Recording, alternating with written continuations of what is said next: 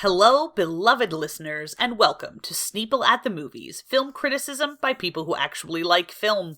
Join us as we dive into movies we love, movies we respect, and movies we wish we could unsee. From the kids who choose to accept this mission, it's Sneople at the Movies. I'm Ezra. I'm Maddie. And I'm Helena. So... I don't have an intro for this one. my whole intro to this Huh. is... that this episode is Helena's fault. Do not let anyone tell you otherwise. And also, I've had It's the Mission also Impossible theme true. stuck in my head for a solid month. Listen, this is technically, we discussed this is technically my belated birthday episode because we That technically is didn't true. really do a birthday episode I for do Mulan. still like blaming you for things. We took a hiatus. Well, I mean, yeah. That it doesn't is mean my it's fault. not your fault. It's just mean that we allowed it to be your fault and we allowed it to happen. We enabled you, Yeah. really. So it's kind of like You all did. of our faults.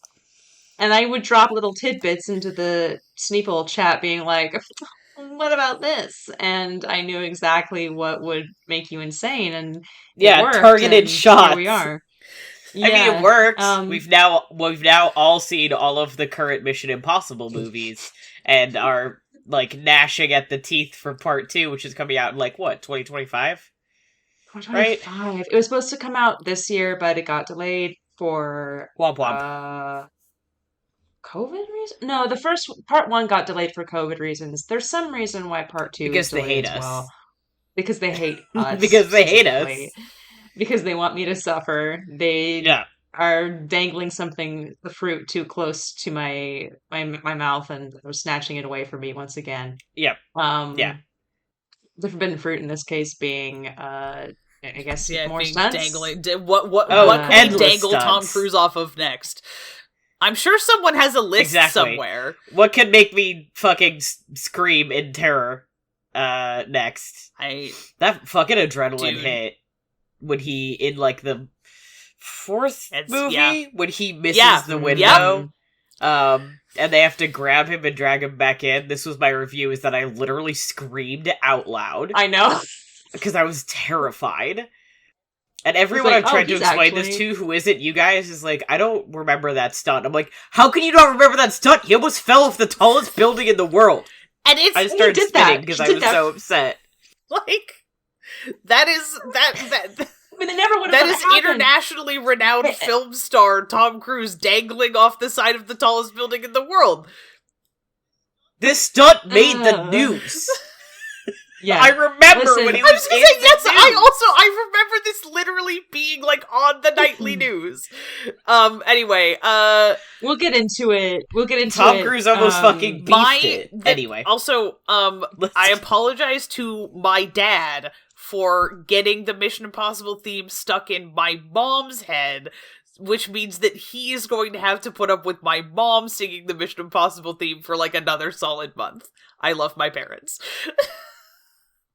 He'll be fine. He likes He the show. does. It's the Yes, same this was theme, I basically. yeah. Anyway, we'll talk about that in a little bit because we did also watch a few episodes of the original 1960s television show of Mission Impossible, which does in fact fuck incredibly hard. Yeah, it was I really like it a fun. lot. I liked. I only watched one episode with you, but I liked it. Really good. It was really cool. Yeah. Cool. What we sneak, because What we're did also you doing. sneak? We didn't do a what we sneak last night because my god, we had to slam dunk our way through that episode because it was a long one. Listen to it if you haven't yet already. So I watched Nazca: Valley of the Wind and Castle of Cagliostro back to back. I've never seen Nazca before. Wow, that movie fucks. Shocking, but that movie's so good. And then I watched a bunch of Star Wars. I watched Star Wars Lockdown. I watched Phantom Menace. Watched New Hope in a theater, which was so fucking good. Watched Attack of the Clones. Watched Revenge of the Sith, obviously, because we did a fucking episode on it. And then I entered Mission Impossible Lockdown. Thank you, Helena. I had watched 1 and 2 previously, and then I finished all of these in the span of a week. So I did 3, Ghost Protocol, Rogue Nation, Fallout, and Dead Reckoning Part 1, which Z and I did together. And then watched Return of the King, because we finally finished our New Year's watch of all the Lord of the Rings movies. We had to spread them out this year, and we finally watched Return of the King several months later. I watched 2 episodes of The Ahsoka Show, which I'm still kind of holding out my judgment on. We'll see. I watched that 3.5 hour long video that H Bomber Guy did on Deus Ex, which I think counts as a movie because it was fucking long, and I did it in one go. I saw Fall Out Boy for the 4th time, and then Z and I tried to make Ethan Hunt in Mass Effect Andromeda, and it failed. And then I made him again and succeeded, and then we made him in Baldur's Gate. Wow, Baldur's I Gate really 3, cooked you. Let's be clear. Yeah, no, we were in trouble. We watched Dead Reckoning, and then did some other stuff, and then we played like 2 hours of Baldur's Gate 3 as Ethan Hunt as a monk. You know, we did pretty okay. He looks pretty good. He looks pretty good. Yeah, I was your second iteration of him in Mass Effect Andromeda did look a lot better. Yeah, the first time he did not look right. He was not right. I did it the second time. Yeah, well, in no, the beginning of Mass Effect, if I remember correctly. He looked Northeastern Asian, which is okay. not Tom Cruise. So no, that was on me. True. That was a mistake on my part. So it was not that he had gotten fucked up in some shit. It was that he was the wrong ethnicity. the preset. We picked the wrong preset.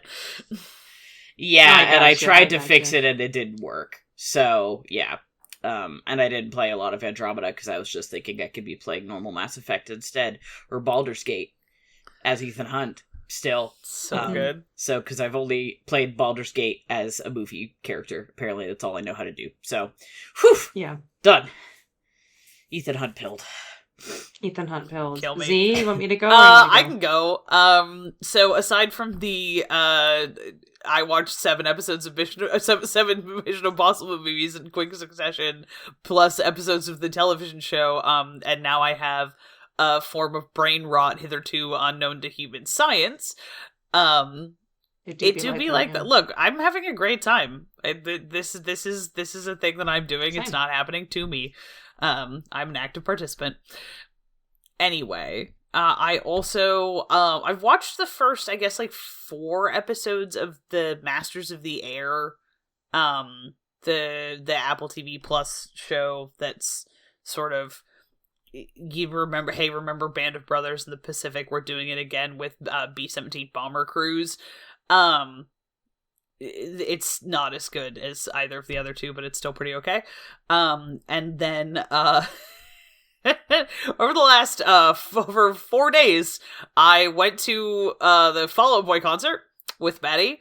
I did a double feature, which I do not recommend this, of Lawrence of Arabia and The Return of the King Extended Edition, which is 8 solid hours of film.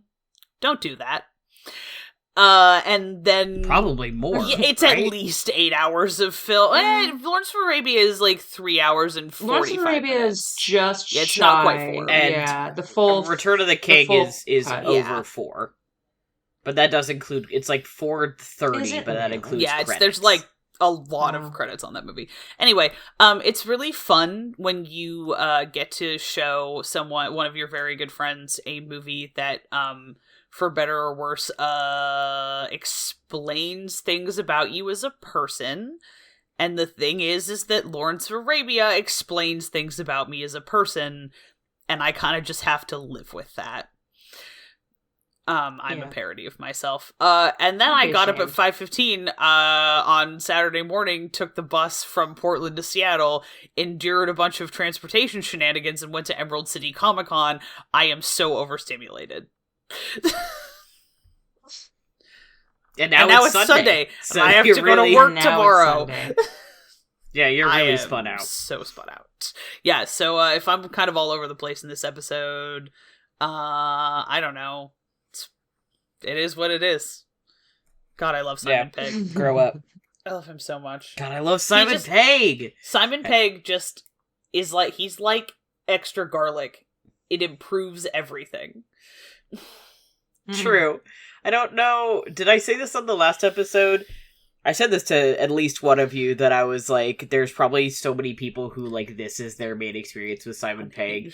And as somebody who, like, has had a crush on him since Shaun of the Dead, that, like, threw me into a That spiral. that makes me insane. Hey, if you like Simon Pegg in the Mission Impossible movies, I have watch some the Cornetto really trilogy. good news for you. Yeah, watch Hot Fuzz. I want Got to emoji. go watch Hot Fuzz again, like right now. I know we can't. We're talking about Mission Impossible. Helena, go ahead. We gotta Well, get I'm into sorry. I was just Googling when I encountered Simon Pegg when I was an extra in a film that he was in, and when I didn't meet him per se, but when No. I was like in the same room as him, I gasped and like I I was didn't like, already know it was this. 2014, so he was post Ghost Protocol, and he was looking. I think it's very funny how you can kind of chart the trajectory of like what movies he was doing at the time by how he looked in those, and he was very cheery and rosy faced in Ghost Protocol, and he's like fresh off of like doing Star Trek or something. And Yeah. then in Rogue Nation, I think he had like just done uh World's End, or what Mm-hmm. was that one, where he was like fucked up, Mm-hmm. so he looks really sad and has a depression beard, a gay depression beard. Anyway, Mm-hmm. I've kind of finished my following up the 2023 Oscar nominated movies and non-Oscar nominated movies. There's more that I didn't get into, but I am giving up. Um, I'm done. I've seen 67 some movies. I'm over it. Um, from 2023. I saw Elemental, which is bad. I saw Strange Way of Life, which I regret to inform everyone is not very good either, but you do see Pedro Pascal and Ethan Hawke make out in it, so it's fine. No, that's not even really true. They kind of just see them getting real close and intimate. That's Um, fine, I guess. yeah, you see their younger versions make out quite a lot, but Okay. it's okay. I'm not going to complain about the riches that God or Pedro Almodovar gives me. If that's what he wants to give me, if it's not good, I'll wait for the next time he wants to give me something. I saw Priscilla, which was good. I saw Cassandra, which was pretty good. Gail Garcia Bernal is wonderful. I saw The Zone of Interest, which like I can't talk. I mean, like I saw that in a movie theater. You know, I don't know what to say. I'm not in the kind of mood to like talk about this movie. It's like I'm in like a Mission Impossible mood. I'm not in a mood talking about the Zone of Interest mood. I think it has a lot of really interesting things. I see what people are responding to. I also see a lot of the criticisms about it, and I think that they're uh, valid and accurate. So it's an interesting movie. Glad it exists, but also I'm there you go. excited to hear more about it I not on the watched. show from you.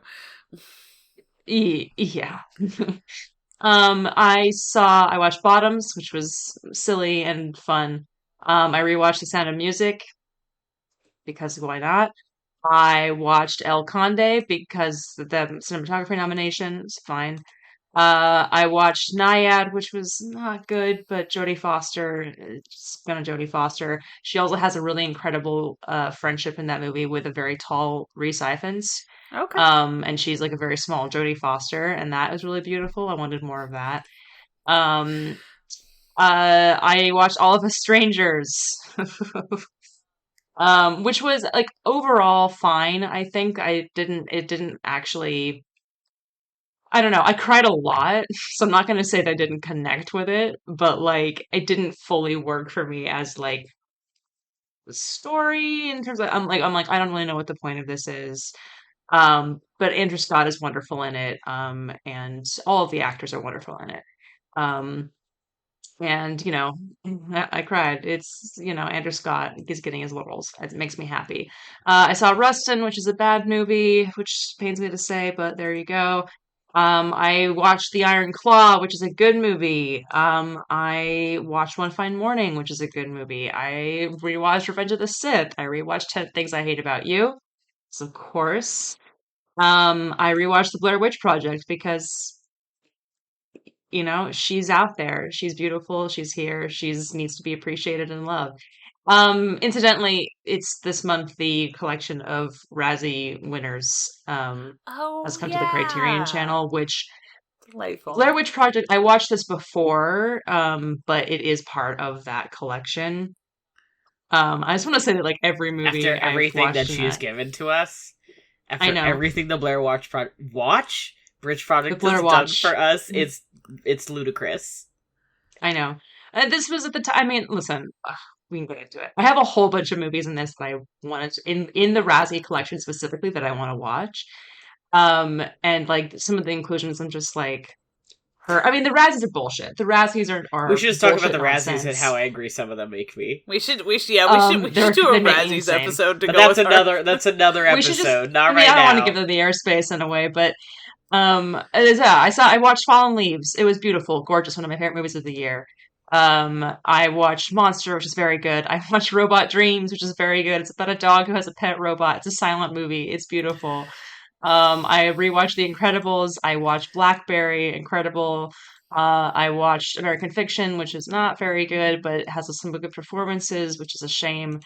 I rewatched Good Will Hunting. I watched Pacifiction, which is very good. I watched The Taste of Things, which is amazing. It made me cry. It made me like love life again. The way that does sometimes. I watched Ferrari, which is good. I watched The Color Purple, which is pretty good. Way better than I was expecting, even though there's like some small things that I had, but great cast, great ensemble. I rewatched Mission Impossible Rogue Nation. Because sometimes you just have to do that. Look, sometimes you have to look I yourself in rewatched the Toy eye and Story go, "That 3. one's my favorite. I'm gonna watch it a whole bunch." That one's that's my wife. I rewatched Toy Story 3, and I watched in the same collection, the Razzies collection, I watched Cruising. Which, yes, that is the one where Al Pacino is an undercover cop who goes to leather bars in New York to catch a serial killer and then starts realizing some things about himself. Maybe, who knows? Yeah, that's a weird one. Made me feel a lot of emotions, Al Pacino related emotions. And then last night I watched Showgirls, Okay. which is also part of the Rises collection. Now, this is what I'm getting at. This is like, that movie is genuinely just like, I mean, it's one of the most insane things I've ever seen, but it's genuinely a good movie to me. And so I know that it has this reputation, partly in thanks to the Razzies, like emphasizing that as being one of the worst movies ever made. And I just want to say, like, I don't get it. It's over the top. It's way over the top. There's a couple of plot stuff at the end that I don't like, just because I don't think that they were necessary. But like, it's just that Americans don't understand when they don't they don't get it. We don't get it when when we're being brought in on the joke while also being the joke. We respond to it very badly. And Verhoeven with Showgirls, with RoboCop, with Starship Troopers is extremely good at making Americans very confused about um their culture and their society. And yeah, I think people just didn't get it. So that's fine. Whatever. It's a very the lesbians though, that movie. Um, so I'm very happy about that. Enjoyed that. And that's it. That's what I've watched. More to come. I have a quick question that's not super related to movies you've seen, but it was something that Mm, it's about the Helena Awards. Um, yes. Remind me, do you have best fight choreo in the Helena Awards already? I don't. Oh, Okay. you should. This is a potential submission.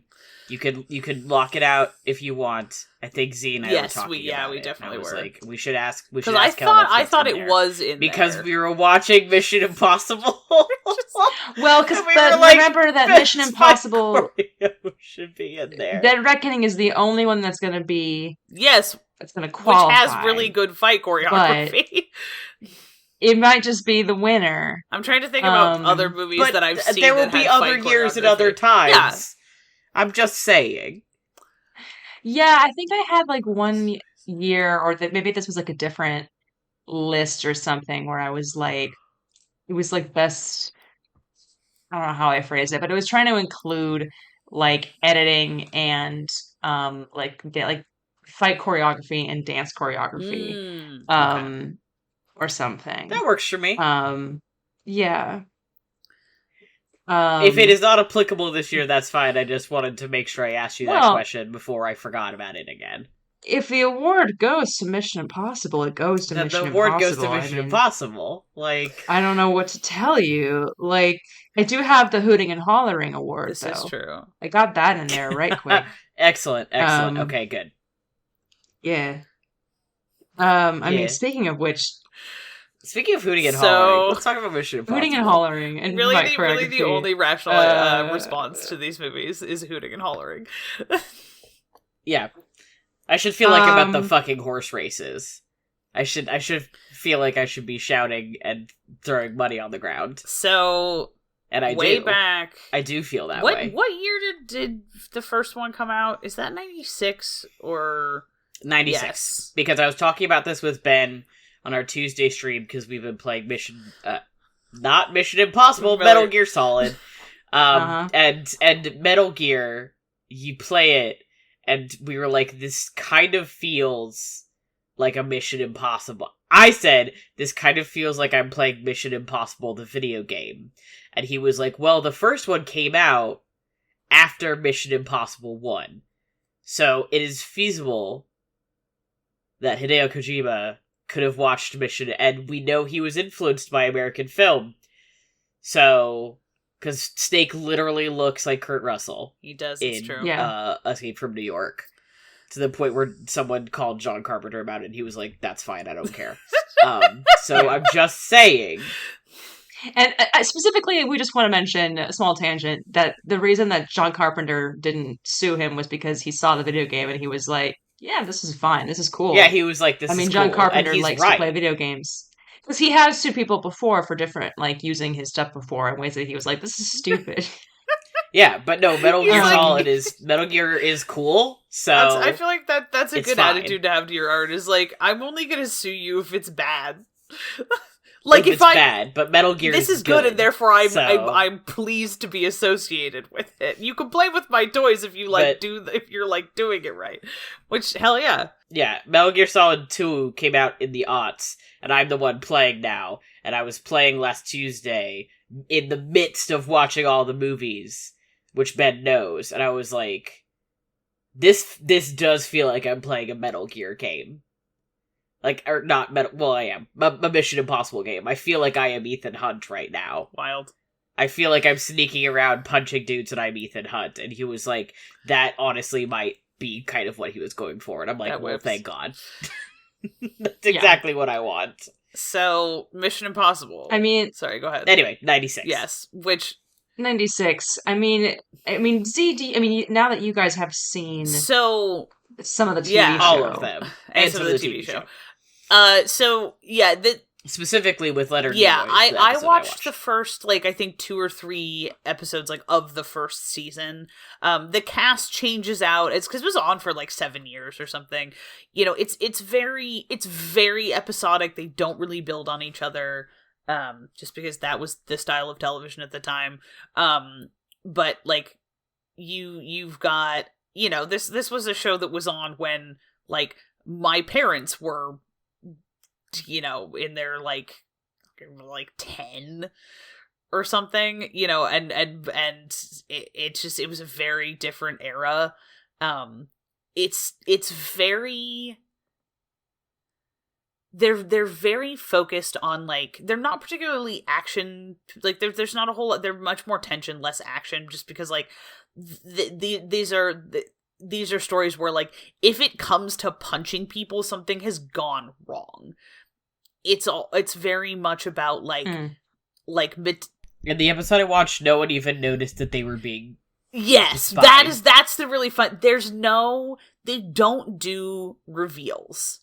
The audience knows what's going on, and the people who did it know that they got away with it, and they succeed if nobody ever knows they were there. It's very fun. Because it's like meticulous, you know, it's all very, like, meticulous planning and, like, creative use of technology, which is all, like, wonderfully analog. Do you need to sneak a camera in somewhere? You better believe you're putting that thing on a cable, on a little motor with, like, wheels, and you gotta run it down a pipe with a cable attached to it, because there's no wireless anything. It's really cool.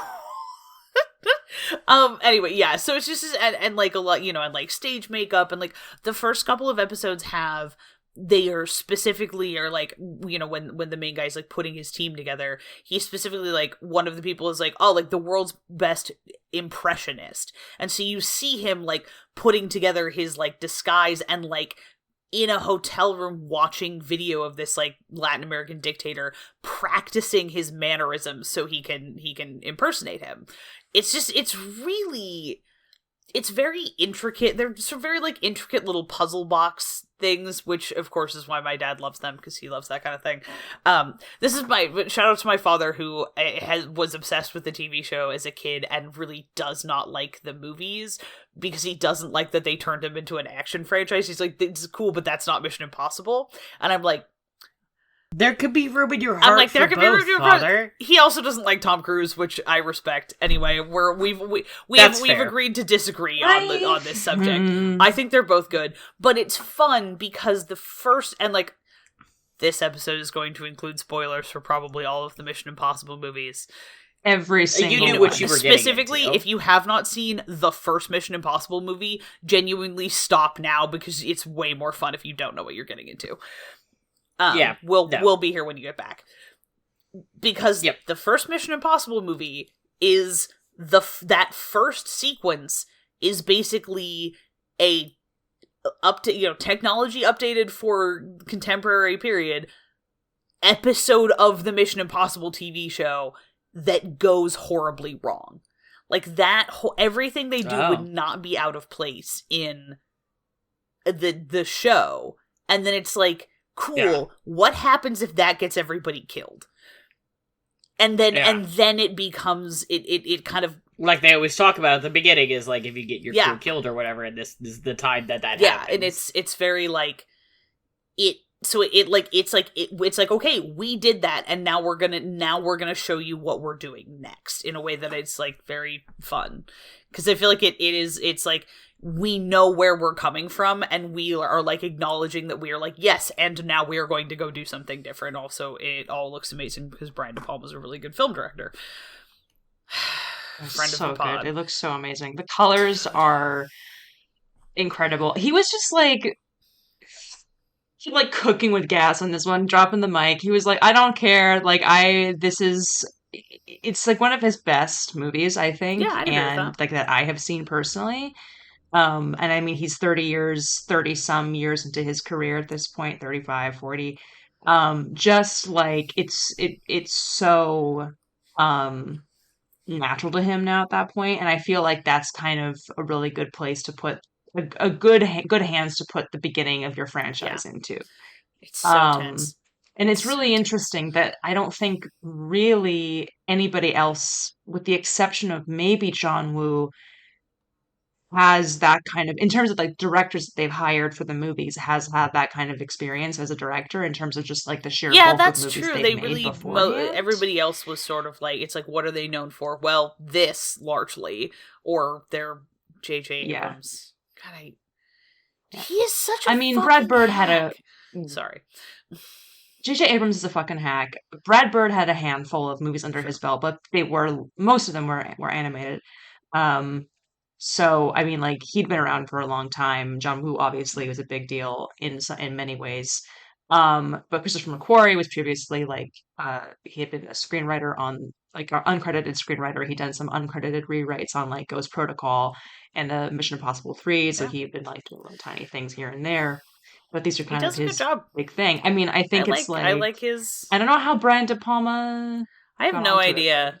I that's not something I really looked into. Sometimes I'm really curious about how movies get, like, the sort of like Hollywood politicking of how a certain movie ends up a certain way, but I feel like I spend a lot more time looking into that when it's something where I'm like, this could have been good and it went horribly wrong somewhere, and I feel like I'm doing some sort of like necropsy on Mission Impossible 3. Guys, that's why I had to look Mission Impossible. Okay, Mission Impossible 3 has some fun moments overall. It is not a good movie, and it is not surprising that they went, we're not going to make any of these for a while. Like, it is it wasn't like one of those things where I was like, you should just skip No, it. you shouldn't. I think it sets up things that end up being really later, like really important later on. And Philip Seymour Hoffman is fucking killing it. He is so good. Philip Seymour Hoffman pretending to be Tom Cruise, just, pretending like, to be Philip compared- Seymour Hoffman is just like, you are like So watching good. this man I've ever invent seen. acting. It's absurd. It's When he- crazy. When he walked out of, like, after getting the mask on and, like, cocked his gun like he was Ethan Hunt, I was like, oh, fuck yeah, baby, we're Yeah. working Yeah, out. It is it's so yeah. sexy. But it's just in comparison to the other ones, it's like kind of like up, down, and then up again. You know, you just are used to seeing the other ones, which are like good, and you watch this and you're like, this is fine, I guess. Like, if it had been the only one I would see, I would have been like, this is pretty fun. Yeah. But unfortunately, I had seen the other two already. Yeah. Everyone is So- trying really hard. Like, everyone who is It's just they're stuck with something that is... Yeah. There's a lot... Like, everyone and their mom is in that movie. It's like, everyone is working so hard, and they're just stuck with a script that sucks, and you're stuck with a director who sucks, and it's just like... There's only so much they can do. They tried. Yeah. Especially when you find out that, like, David Fincher was originally attached to direct this movie. Miserable. And he was like, I'd rather do Zodiac, which is fair. Fine. And I like Zodiac. And then, yeah, I mean, there's a couple of things that happened and then Tom Cruise was like, well, I really like the show Alias, and so why don't we get this guy? I mean, which makes sense, I think, the connection, like, listen, the Mission Impossible movies exist because Tom Cruise was a fan of the original Mission Impossible show. He was like, I want to make movies based off of this show. So he probably saw that and was like, this is a spy show in our current TV landscape. It's kind of the closest thing we got. It's nothing really like Mission Impossible in a cerebral sense, but it's still a spy show. Maybe that was his thinking, and then like, let's get this guy because he's has some genre experience, maybe, I don't know. But then there was delays because of that, because J.J. Abrams got tied up doing Lost. And then so all of these people who were going to be in it, like Kenneth Branagh was apparently going to be in Mission Impossible 3, and then he dropped out because like there was too long of a wait getting him in. I know the things that could have happened. What? That would have been probably the fucking alternate universe. There are so many alternate universes here. Insane. What? They probably would have gotten him to play like like they do with all of these British actors like Anthony Hopkins and Tom Wilkinson. They probably would have gotten him to play the uncredited role of the mission director who then they kill or something. Apparently Ian McKellen was supposed to play the mission director in the second one before they got Anthony Hopkins. They're just like still also crazy that Anthony Hopkins is there. I know, you're just like Anthony Hopkins? The fuck are you doing here? He's like, hi. I think both Ezra and I, when Ezra and I were both live blogging the movie in the group chat, both of us were like, Anthony Hopkins? So the thing is that separately. We all watched these movies, and a little bit Helena, but it was sort of like Helena watched them, and then it was like, I was like one movie ahead of Maddie, and we would be... It's a slippery slope. It would just be like Helena talking about something and then like scroll down a bunch. Me live blogging the same movie. Scroll down a bunch more. Maddie live blogging the same movie. Just anyway, the experience of watching all of these movies for this show has been extremely fun because it's like, I don't know, I enjoyed an excuse to just like,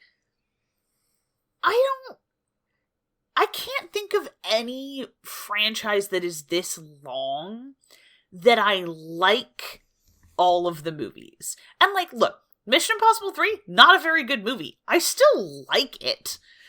It's just not nearly as good as the other ones. Would I go back and watch it? Maybe. Not, I don't need to. I would probably fast forward. But I could like see a future...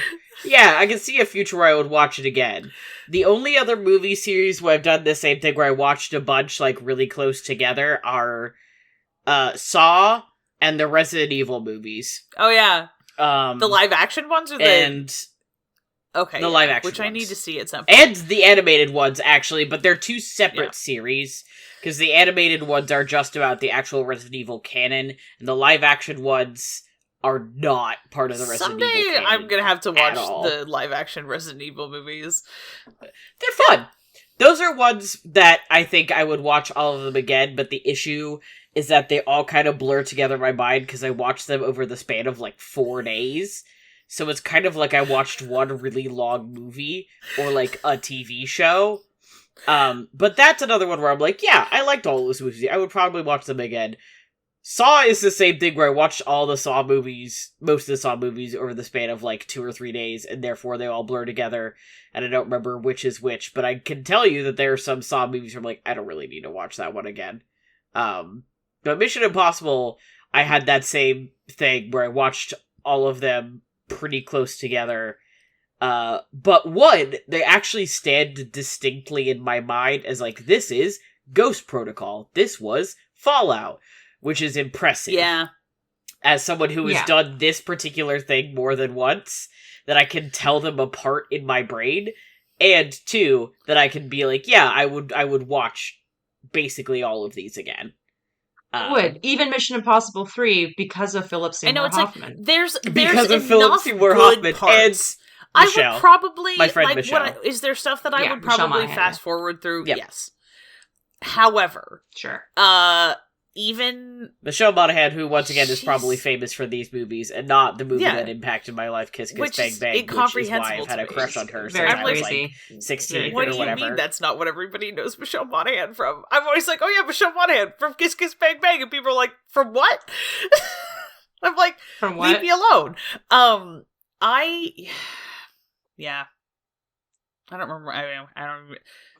I do firmly believe that J.J. Abrams should never have been given access to a Hollywood tentpole movie pyrotechnics budget, because now his idea of storytelling stakes is larger explosions. Case in point, the Star Wars sequel trilogy. God, it's anyway, so bad. So enough ragging on J.J. Abrams, a man who I'm sure is a perfectly nice and not a good film director. Well, I don't know. I have no idea. I do want to go back to a little bit to Mission Impossible because I did take this note and I do want to bring it up. I know we're not talking too much about like Tom Cruise, but like this run of movies that he this is as a film career, this is insane. Bug nuts.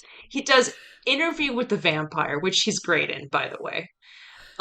Especially putting him next to Brad Pitt, who was fucking asleep in that movie. Very true. Everybody watch Interview with the Vampire on AMC. It's very good. All the performances are great. This movie is insane. Tom Cruise is great in it. Kirsten Dunst is great in it. He has Brad his Pitt whole pussy out in that movie. It's crazy. It's really insane. So sandwiched in between the Interview with the Vampire and Jerry Maguire, which he gets his second acting nomination for, is this fucking movie. This fucking Mission Impossible 1. I forgot that he's in Eyes Wide Shut. And then Eyes Wide Shut, which is also insane. And then Magnolia, also the directors that he's working with. He does this one, this one with De Palma, he does Jerry Maguire, he does Eyes Wide Shut with Kubrick, he does Magnolia with Paul Thomas Anderson, he gets his third acting nomination, he does Mission Impossible 2 with John Woo, he does Vanilla Sky with Cameron Crowe, and then he does Minority Report with fucking Steven Spielberg. That is nuts, man. I'm sorry. Like, biggest movie star, okay. I have weird feelings about Tom Cruise after watching these movies. I'm sorry I'm stuck on that, but I'm like fucking dying. There's a scene in Eyes Wide Shut where Tom Cruise is like going around the city and he walks into a hotel where Alan Cumming is the concierge, and Alan Cumming's acting as he perks up at Tom Cruise walking into that hotel is like so real. When I see that there's a new Mission Impossible movie, I'm so mad that I'm like, he got me. I'm anything aside on who he is as a person, outside just purely as a like face on a big screen. Mm-hmm. I get it. I feel like I was I get like it. I was always like, yeah, I really don't understand the Tom Cruise thing. I do. There's a I get I it. do. It's I get it. it's he has there is a thing that human faces do. The man has the weirdest charisma Yeah, that I've ever there is a thing that human experienced. faces do where they just look good on camera, and not everybody has it, but some people have it, and it's inexplicable. And yep, he's a movie star. He's a movie star. In a It way makes- that in a I way get that it. a lot of he's a movie star in a way that a lot of very famous actors operating today are very famous actors and are not movie stars. They don't Mhm. have that. It's kind of a throwback in a weird way. There's a particular friend of our friend group. I would say he's a friend of mine, but not necessarily a friend of y'all. And he, with a bunch of his friends, who I don't know most of them, they do Tom Cruise nights, which I thought was extremely funny and could not understand. And I'm still never going to one. No. Let me be clear. I'm not going to one. But I'm like, I sort of understand the like cult of personality that has sucked these people in to Tom Cruise. Yeah. And his weird, bizarre charisma. The most notable Tom Cruise movie I had seen before this whole experience, I'd seen a Mission Impossible movie when I was like in high school or something. I'm not entirely sure which one. Even after watching all of them, I'm like, I don't remember which one it is, because this was a long time ago. We can like look at the timeline and figure out it's gotta be one of these, but God fucking knows which one. But the most notable one to me was Top Gun, a movie that I still very much like, even though, obviously the issues, kind of externally with Top Gun. But I haven't really seen anything else, and now I've seen all of the Mission Impossible movies, and you can look at the timeline in our group chat of us, like, slowly getting sucked in to his, like, charisma, and being like, why do I care about Ethan Hunt as a character? Like, why am I, like, passionate about Ethan Hunt as played by Tom Cruise? This is bizarre. And you, like, can, like, look, writing out the dates of all three of us, like falling heads over dominoes. fucking heels into his weird fucking vibe. To the point where Ezra and I sat at my fucking gamer PC and made him in Baldur's Gate 3 and then spent hours playing him, running around in his little fantasy world and beating people to death with his hands. Like, listen, this is one of the key differences. I know that, we don't want to necessarily pit these two against each other, but the comparison between Mission Impossible and James Bond comes up a lot in conversations about I have a couple of very specific things that I want to say about why I like the Mission Impossible movies in comparison to James Bond. But go ahead. I think that Daniel Craig should be in a Mission Impossible. Put Daniel Craig in a Mission Impossible movie. Oh, I love him, and I want him to be in a Mission Impossible movie. I think he would have a lot of fun. Oh my god, let him. I mean, obviously Ethan Hunt is not a character who was originated by Tom Cruise, but Ethan Hunt in these movies, I specifically cannot imagine anybody else replacing Tom Cruise, because these movies are built around him and his persona and his psychotic devotion to doing this Buster Keaton-esque, like, if I die, I die, making a movie for you all to see, doing stunts that no one has ever done before. Like, the very reason, and I know that a lot of people want to rag on him for that, but the thing is, like, I can't do that because I kind of understand it. The whole reason that he said that he started kind of doing this more vehemently, like the Burj Khalifa thing that he does in Ghost Protocol, where he scales the tallest building in the world. He told Brad Bird, he's like, you can get more angles of me if you're not trying to hide my face. Because if it was a stunt guy, you have to, edit it in such a way or shoot it from such a way that you're trying to, like, even though we would all know, it's like, oh, this is Tom Cruise, but it's not really Tom Cruise. He's like, if you do it this way and I actually do it, you don't have to worry about shooting it in a way where you're not going to have to hide my face. And Brad was like, I mean, I guess. So, that's kind of why he did it. And I'm like, Yeah, I would never do that. Me personally, Helena, for the love of the for the I vine, you might. know? But I respect that he does. Like I don't think it's completely it makes sense in a weird way to me, you know? Yeah, And I it's can not like respect it as somebody who would also do that because I like stunts. I would be a stunt guy, I think, over probably an actual actor. But I think I would Mhm. also be the kind of, like, if they were like, we gotta do stunts for this movie, would be like, alright, I'll just do them. Yeah. I Yeah. like stunts. I will say in the second movie at the beginning where he's free climbing, and he doesn't even have, like, any ropes or anything, he's just climbing up that fucking rock face, I wanted to scream and also kill him. I was like, The don't the I fucking do hate that! watching people the free Don't Wikipedia climb. do thing. that! I'm afraid of heights. I hate watch that was like I was like chewing on my fingers because I'm just like this is like my worst fucking personal nightmare that you're like introducing this character doing for fun, and I'm like, that's not a stunt guy. That's Tom That's Cruise. Tom Cruise. And it would be impressive And if the it thing was a is, I stunt don't even performer have a doing fear it. of- Like, it would be impressive no matter what, but I'm like, okay, this is not how Yeah, movies work. This is not how we make movies. This is some Buster Keaton shit. they- Sorry. They really wanted him to not do that because they were like, Yeah, because it's You're- stupid. Even if you're stupid, not and- doing a stunt in a Just movie, dumb. that's Dumb thing to do. I don't have a Stupid. fear of heights. I have done, like, wall rock climbing. My dad used to do a lot of rock climbing. But the free climbing where you have no ropes, you don't have anyone belaying you, you are just free-ass Yep. climbing, and you've got the dust on your... That shit's stupid.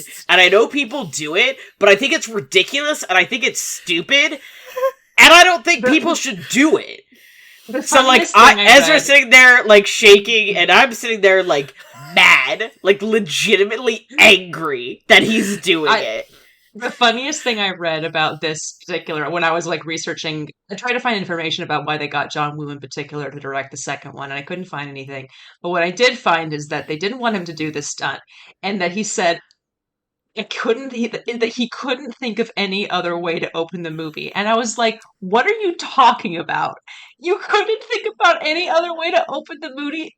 Literally anything else. He was like, no, it's gotta be this. It's like, I mean, it ends up paying off as a setup for, like, What's anytime wrong he with does you? any of these, like, crazy climbing stunts, we know he's a free climber. Like, the Burj Khalifa, like, we know he's a free climber, this is the kind of thing he does for fun, so it makes sense that, like, yeah, we already know he's good at that. It makes it more Yeah. believable Yeah. that he'll just fucking do it, sure. But, like, I'm taking deep breaths right now so I don't get mad again. But it's hard not to respect the sheer purity of vision. Like, it's like, okay, I mean, like, this is nuts. You should not do this because it's, like, unnecessarily, unbelievably dangerous. But, like, it's hard not to be impressed by somebody just going, oh no, I have this this is how we're opening this movie, and I'm gonna climb that fucking rock like I'm a gecko, and make you watch between your fingers because you hate watching, and I'm just like, you know what? I can't argue with that. There's no point in arguing with that. Much... Like, there's no way. It's good. Yeah. I'm like, okay, you've just decided to be an unstoppable force about this. It reminds you of the kind of person Ethan is. Even if you didn't already know, that tells us everything you need to know and watching him do that about the kind of person he is. This is his vacation, and this is what he's doing. As like a shorthand movie storytelling, it is kind of unbeatable as a character intro. It's very effective. Everything that he does, you're just like, wow, you're crazy. He's crazy. It's insane. He's crazy, guys. And he's also, like, not... But he's so he's lovable. Kept doing this shit, and he's, like, he's not 25! I'm like, what are you doing? It's even better to watch as... Now that he's good, like, all of the stunt stuff, especially the car chase scene in Rome and Dead Reckoning, not to skip That's way fine. ahead, but now that Well, whatever. he did that the Dead Reckoning thing when he was in his like sexy lawyer getup. So he's like dressed like a dad basically, and him Yeah. still like doing this in his like 50-year-old man getup is with That is where he like doesn't have the Lupin the floppy Third hair ass car. anymore. In the is like, oh my god, It's good. it's so good. It works for Tom me. Cruise is gonna. The floppy hair, you know, Yeah, whatever, but it's sad every time they decide to cut Ethan's hair short. Two, yeah, I think, is slightly too He's long. got a lot of hair in Mission Impossible. too long. But like Ghost Protocol, it's anytime good. he has the floppy hair, I'm like, this is good. When you cut his hair too short, I'm like, no, there's got to be a middle ground here. Well, too short and you're going full Top Gun, Yeah.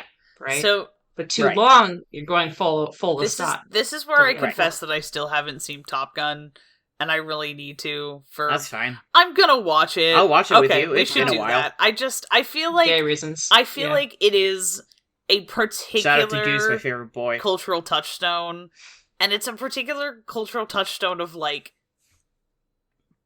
I don't know. It's just I need to see it for like gay heritage reasons. Yeah. That's fair. Also, I think I'm gonna I be mean- like embarrassed about how much I like Top Gun. I cannot I mean, I really already like feel Top that Gun. coming. Danger Zone. This is a Is a safe banger. place. Yeah. It looks beautiful. The first movie looks beautiful. Yeah, I haven't seen the I other one. don't know. I I don't don't really care. care that much. Maverick. I don't give a shit. It's fine. Um. Okay. Okay. But Okay. So can I? Let's see. The plot of MI2 doesn't make any sense. It feels like a Resident Evil movie because it's about viruses or whatever. And I was like, what is happening? Brendan Gleeson's Brendan in it, though, which Gleeson's is in pretty it. impressive. Whatever. I'm on Yep. board with whatever Once Richard again, a lot of Roxborough's people doing in it that that movie. are great. Yeah. Yeah, that one's pretty gay. Between true. the two Oh, villains, that was- like more so. Yeah, in that a way, was crazy. like the other movies are gay in a way that like you can write fan fiction about the main characters, right? True. Mission Impossible 2 is just gay and like there's some weird Yeah, you're like, homoerotic okay, stuff you're- going on between these two villains. Where you're like, your immediate subordinate is like very jealous of the attention you are paying to your ex-girlfriend who has come back into your life, like in a Mhm. very who is beautiful. Yeah, God, Sandy Newton's gorgeous in that movie. In a way that you're She just to like, do it now is hang just on. like, Now hold on. yeah. Yeah, there's some shit going on in that one. Even after you cut his I think finger perhaps more so after Yeah. you cut his finger off. after you cut his finger off. Um, what I really liked about that one was that they really wilded with the mask Yeah, pulling it was off. really cool. Yeah. They kind of slow down a little bit after that point. Like they do maybe like one per movie after that point. I feel like Which one or is sad. two. Which is sad, but like I get it because in the second one they do it like maybe 4 or 5 times. It loses its Yeah, they were like, this impact. is too many times. We gotta Yeah. pull it back. You gotta, Um, because it's so. I mean, I never saw. I mean, I know, it's. Every time I'm like, this is cool. Even if I Yeah. see it coming every time, I'm like, this is cool. It's just Yeah. such a cool fucking idea, and I love it on a like I like thinking about how movies are made.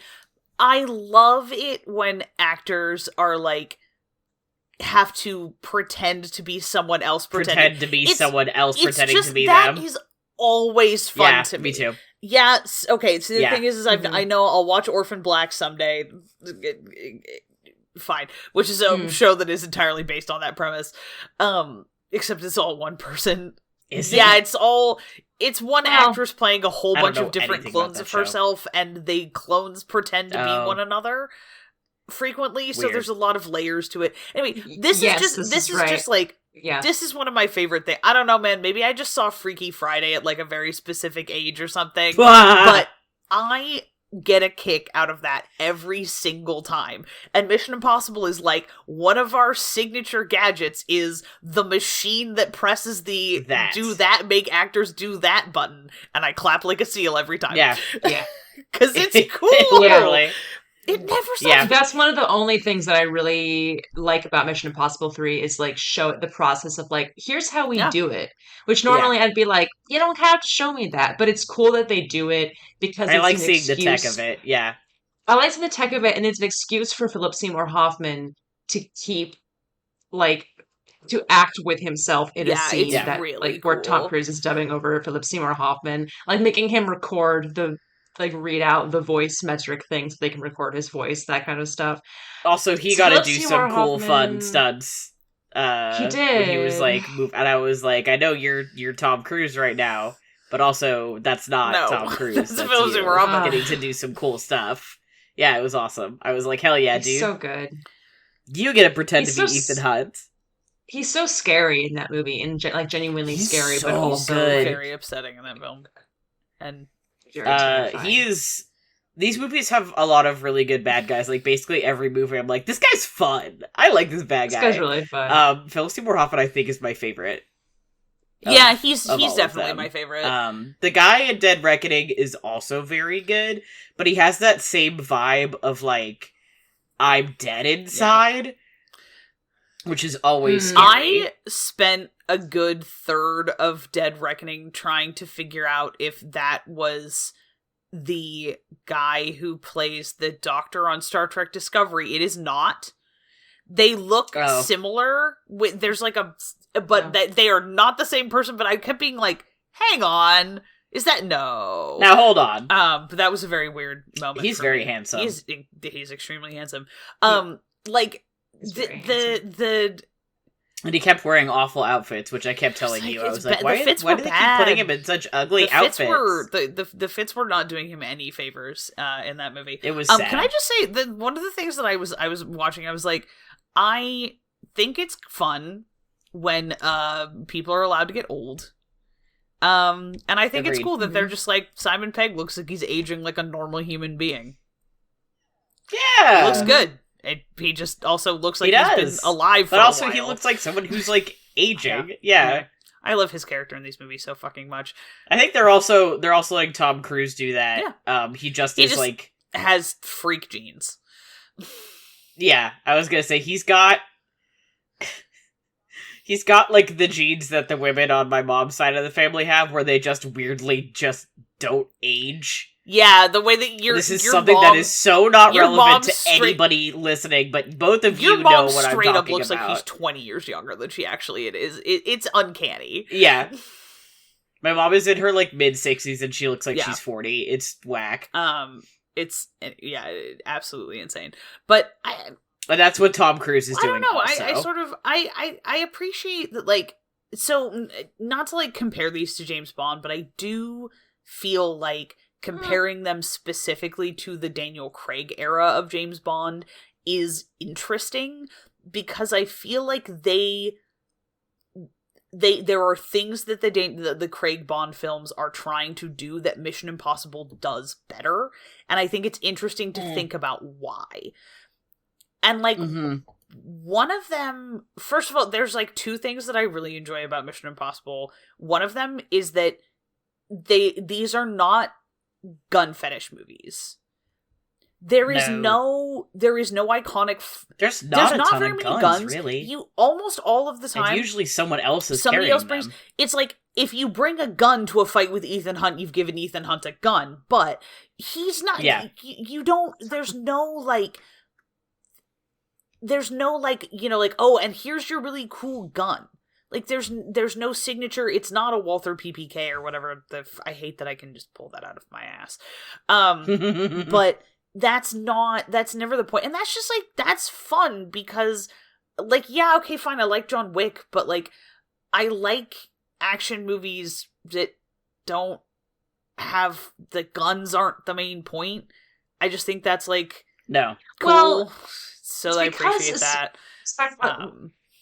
The Mission Impossible movies feel like when sometimes I feel like when James Bond, especially like in the opening sequences of all of the James Bond, like Daniel Craig sequences, like I feel like they're really intense and he's always going there to like take somebody down. He's like he's an assassin. Ethan Hunt's not an assassin. Yeah. Basically. No, not at all, Ethan really. is like every sequence is not about killing somebody. Like, people Yeah. get Oh, killed, don't get me yes. wrong. But But, he like, generally, his it's mission about, is very rarely go murk a dude. It's yeah, it's generally get the like go thing. get something or stop somebody else from Yeah. getting something. Yeah, it's the MacGuffin thing. Like, go get the MacGuffin that we need, and then, the sequences that lead up to you getting the MacGuffin. So it's like, and then especially the McQuarrie films are really good about crafting really elaborate action sequences around that. Like, the airport sequence in Dead Reckoning is a So well perfect done. example It's of so this, cool. which does about 10 things that you would never think of doing, but it's just like, why don't we do this and this and this at the same time? Like, so you have Shea Wiggum and his boyfriend running around trying to unmask different people because the AI or some of the technology keeps telling them, no, this guy's Ethan Hunt. And Right. because the funniest thing that they do with Shea Wiggum's character in Dead Reckoning is make him know that Ethan Hunt, this bitch, loves wearing the masks. He loves to Right. wear them. He thinks He's they're going to be really doing it. cool. So every person he walks up and he like tries to, and he's like, "You're just Ethan Hunt wearing a mask," and they're like, "No, That's dog, that's my real face." And he's like, "God damn it!" so fucking hard. Um, and then like all to get a key to do. I mean, like, there's just so many different elaborate things happening within that sequence. Um, and like the James Bond movies, I mean, sometimes I don't know. I just like I think about like the opening to Casino Royale is like that. The opening to Skyfall is like that. It's just like killing a bunch of people, and it's like, oh, he's rogue because he's I don't know, dead inside, and you're like, It is I also don't it is really. simply I genuinely believe that you have built this character as the defining incident of Ethan Hunt's career is somebody betrayed me and killed all of my friends, to Yeah. the through line of, Yeah. and now fundamentally my judge, like, I can usually make it work, but like that is a man whose judgment is compromised as far as the like ideal spy is concerned, because he is Yeah. someone who is Mhm. willing to he's like he can't stop himself, and he almost always gets away with it because he's the hero of the movie, but Right. it's a thing where you go, okay, yeah, like obviously that's the choice you want him to make, but you do now have X amount of, like fissile nuclear material that's out there because you are physically incapable of sacrificing someone you care about. You're willing to, but Yeah. in some ways it's Mhm. like he's like, I'm willing to sacrifice myself, but I can't countenance anybody else doing it. Is an interesting Right. That's an interesting character to me. Like, it's an interesting And arrogance to have of like, I'm the only one who gets to Yeah. sacrifice himself. it says something that the main two like bad guys in the last couple of movies, which are Lane and the guy Henry Cavill plays Lark, What's his Mhm. fucking is his code name, oh shit, what's his are Walker? He's like, yeah, Walker, I think is the character. Maybe. yeah, I just could call him Henry are Cavill. both guys who are, yeah, unfortunate. Are is it Walker? Or is it Williams? It doesn't matter. Henry Cavill, and his code name is Lark. Are both guys who were like essentially guns for their country, who were assassins. They specifically say that Henry Cavill is like that's what he does for the CIA. Are both guys who went rogue and split off from their country because all they had done is pull the trigger, and they can't do it anymore. Yeah, And they lose. They like it makes them into nihilists. lose their Yeah. shit, basically. Yeah, and they're like, we have to destroy the entire world and start over because all the world is people killing each other. Which, one, is an interesting thing for a movie that's about, like, a spy. Like, to say is, like, all the countries ever do is fight and kill each other, and the guys who are saying these things are the bad guys, right? But, the response is generally, like, what your country did to is wrong, but you can't kill a bunch of people about it. Yeah. Those dudes would be James Bond. Yeah. Right? In a Bond movie. And in this movie, they're the bad guys.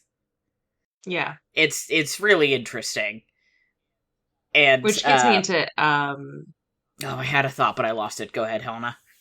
if you think of it, interrupt me, because that just makes me start thinking about Ilsa. And Ilsa Faust is like My wife. Rebecca Ferguson in these movies is fucking incredible. She's One of my so favorite characters, good like in these movies, ever. and And I am praying to God that she comes back in part 2, that was a fake out or something, because, like, I don't want her to be dead.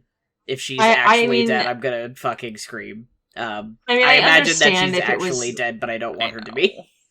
Yeah, I mean, I understand if it was like a scheduling conflict thing, and she was like, "I need to That do I would this," make was sense, but really honestly, assuming but it was a still. thing with Dune.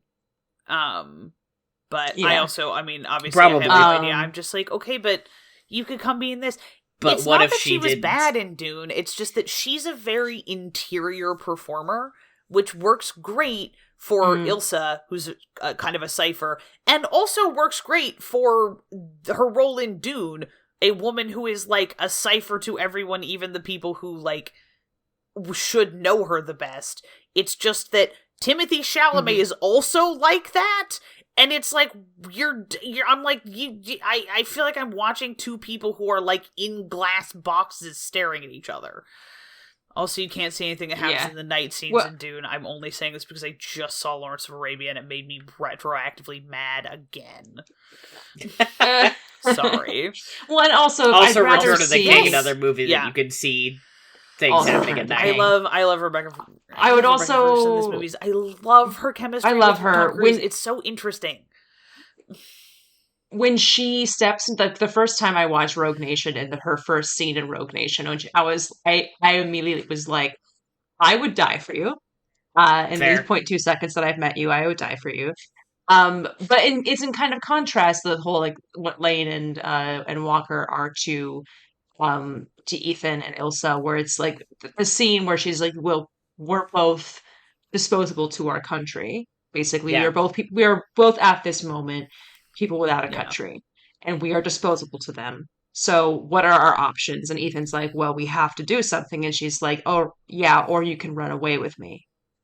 There Yep. is this option, but like her instinct and Ethan's instinct is not we have to kill everybody, which is why I think that like Christopher McQuarrie said something really insightful about like writing Ilsa, where they were like, we didn't want to like make a female version of Ethan because I feel like that really is kind of Boring. retroactive. It's not like making an interesting female character. You're just taking the guy and being like, and then we made her, and now she's a woman. It's saying, but there is something, and they do recognize each Yep. other, Right. but she's her own person. But like you can tell immediately, and they can tell immediately in their first scene together. Like it's literally like when they have that first scene together, and he asks her, "Have we met before?" Because it is just like they're able to work together so well because they just instinctively know each other. They're soulmates, Yeah. guys. No, I'm sorry. it's really They I'm fun. are. emotional It's about really it. fun. I Um, something I really liked is that they are like they clearly understand each other and like are connected, but you never mm, have the vibe that it's like they don't kiss on the screen. That moment where they're like saying goodbye not once. in Fallout, Yeah, maybe. I think she hugs him Yeah. goodbye. Um, instead of Oh, like and normally Rogue that would Nation. be. Yeah, it was. I was gonna say It's I Rogue don't remember if Nation. it's Fallout or Rogue Nation, but you're right. It's Rogue Nation. She hugs him Hmm. goodbye, which to me was like that's always such a like I'm gonna kiss you goodbye farewell. That would be like basically every other spy movie, and I liked that it was like I'm still going to be affectionate to you, but we don't need to have that. Um, Yeah. and it still feels like romantic. I can still tell like well, will they love each other? But Hmm. it didn't have to be like so in your face. In Reckoning where they're like holding hands in the boat in Venice. I really liked their relationship and the vibe it had. That was you could like you said, Helen, it's the vibe of like they understand each other kind of inherently, even if they are Hmm. approaching what they do from different sides. There's still like a level of conflict, but they at the end of the day, like they're still going into it in the same way. They're still going to I don't know. they're still going to work together to get what they want, Yeah. even if it's not quite the same thing. I feel like I feel like it says something interesting for both of them about what it is that they need. Like what is actually like emotionally missing from from the lives that they've chosen to lead, or that they're sort of trapped in to a greater or lesser extent. And it's not necessarily sex. There's, especially because probably both of them are, you're like, oh, sex is probably really fucked up for both of these people who are definitely at one time or another have had to use sex to do their job. That it's and also for Ethan, who just fairly recently by Rogue Nation like had been separated from the love of his life due to his direct someone actions. Who he's clearly still in love with and can't, like, they had to be like, we can't have a life together. Right. It's not really fair to either of us. And so I think it's interesting that it's like, these are two characters who like care deeply about each other, and you don't necessarily have that like the passion, the like sexual passion aspect. It's just interesting to see that not there, and not in any way you're like, oh, okay, this is a very, very deep connection that just doesn't have that element that you almost would expect, that you're like, oh, but like you just assume that it's going to be there, and it's like, no. Yeah. It makes it feel it just makes it feel less tropey in a fun way. Like in a way that makes it more hit different, and for me personally. And like it would be fine. I would be, but also like those are just, Tom Cruise as Ethan Hunt has such an interesting thing where I'm just like, you are just so, you have very deep emotion, like you form emotional bonds with people, but you're just not horny about. There's nothing. He's weirdly sexless. You get I am what not I'm sexually saying. attracted to Ethan Hunt. But he just it's that's not really a component of how he interacts with people basically ever. Yeah. And that's you like, get what I'm saying with that scene in, I think it's Fallout. Is it Fallout? Fuck, I'm getting Fallout Death Reckoning confused. Where Vanessa Kirby is flirting with him in basically every single that's scene Fallout, that she has. where she one sees him scene and in he's like, particular, that's the one where she kisses him. Where she kisses him, and he's like, it's a very good kiss, and she He's like goes huh? for it, and he's like, what is happening right now? Yeah. It's that very special energy that, I mean, it is definitely part of Tom Cruise's persona as a film star, especially in the latter half of his career, but also part of what he brings to Ethan Hunt. Where it's just like, you don't really expect that. We've gotten to the point where we don't really expect that. I mean, I think the most sexual energy that he has with a character is with Tenti Way Newton in the second one, where they like show them having, they don't show the sex scene, but they're like, no, they fucked. Like, post. And you're like, okay, the maybe. intro is so, it's so fucking funny because it's like, it's like a series of visual innuendos that is like, are both one extremely funny, but you can tell that it's a game for both of them. Like, they are two people who are sort of like, oh, I like you, and we're like, it's not even necessarily like a possessive, like, oh, I'm going to, there's never a like, I'm going to have you, which is the very much the James Bond movie. Yeah. There's the Kill James Bond podcast does they call it the pussy clock, and it will literally be we started a timer when a female character walked on screen. It was like, how long is it going to take for her to have sex with James Bond? Those always have such a vibe of a conquest, and that's not what this is. This is like two people who are like, are like charismatic, attractive, have an instant like rapport with one another. You get a bunch of very funny like visual gags out of it, and then like they do end up sleeping together, but it's not, it just doesn't feel like, it doesn't feel like it treats her like an achievement. Trophy. Yeah, it doesn't treat that like, and then I like, because it's not about overcoming a woman's resistance. There's no, like, like, this character is so charismatic that it's like, there's no, like, I'm not interested, I'm not gonna do that, I'm not gonna do that. Yeah, of course they are. I mean, she literally says, I prefer to be on top. She's like, the main joke, the main visual joke that they introduce this character using is a face-sitting joke.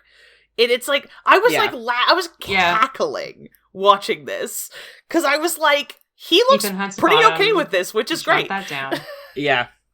She feels like the closest thing to that spy movie trope of woman shows up in every movie has a different romantic interest. Woman shows up in one movie and then she never shows up again and there's no explanation.